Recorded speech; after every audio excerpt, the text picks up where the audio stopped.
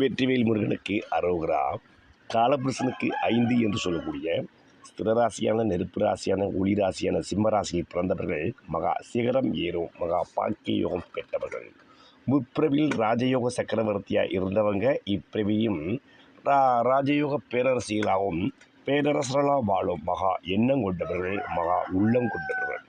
இப்படிப்பட்டவர்களுக்கு பொதுவாகவே ஜாதகத்தில் குரு பகவான் என்று அழைக்கப்படும் பிரகஸ்பதி இவர்களுக்கு இந்த இப்போ காலபுருஷனுக்கு 1ஆம் வீடான நெருப்பு ராசியான சூரிய பகவான் உச்ச வீடான அந்த மேச ராசியில் ஒரு ஜாதகருக்கு குரு பகவான் இயற்கையிலே அமர்ந்திருந்தார்.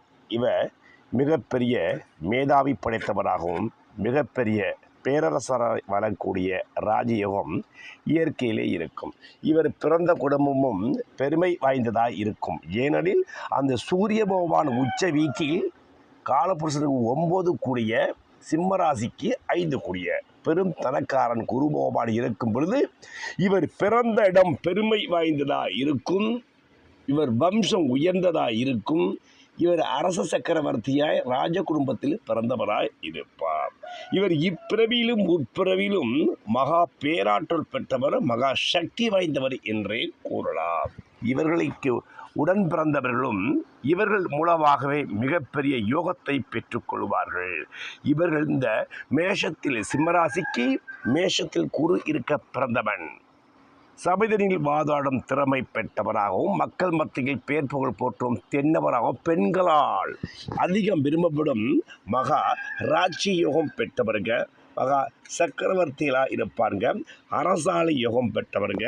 இந்த காலகட்டங்களில் அமைச்சர், முதலமைச்சர், பிரதம மந்திரி போன்ற ராஜயோக பதவிகளை வகிப்பவரும் தான் மேஷத்தில் கூறியிருக்கும்.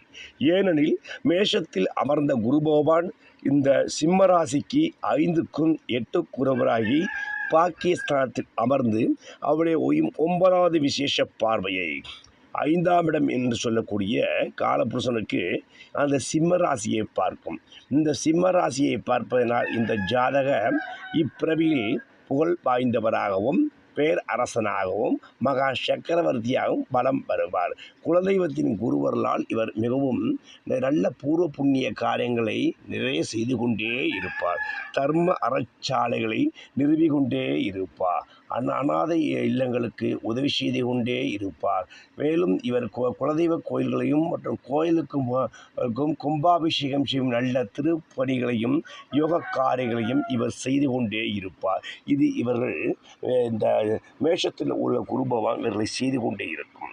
அதே குரு பகவானின் 7வது விசேஷ பார்வை சிம்மராசிக்கு 3, காலபுருஷனுக்கு 7 என்று சொல்லக்கூடிய அந்த துலாமனையை பார்ப்பதனால் இவர்கள் நிர்வாகத்திறன் பெற்றவர்களாக இருப்பார்கள், அரசாலை யோகம் பெற்றவர்களாக இருப்பார்கள், ஆட்சி செய்யும் வலிமை பெற்றவர்களாக இருப்பார்கள், எதிரியை கலங்கடிக்கும் சிம்மச்சப்பரம் போன்றவர்களாக இருப்பார்கள். பொன்னாபரண யோகமும் மண்ணாபரண யோகமும் புதலி யோகமும் பெற்றவர்கள். அவருடைய விசேஷத்தன பார்வை 9ஆம் இடம் என்று சொல்லக்கூடிய காலபுருஷனுக்கு தனுர் வீடு, உங்கள் ராசிக்கு 5ஆம் வீடு என்று சொல்லக்கூடிய யோகக்காரனை யோகக்கார வீட்டை குரு பகவான் பார்ப்பதனால் இவர்கள் இப்பிறவியில் யோகத்தை அனுபவிக்க பிறந்தவர்கள் என்றே கூறலாம்.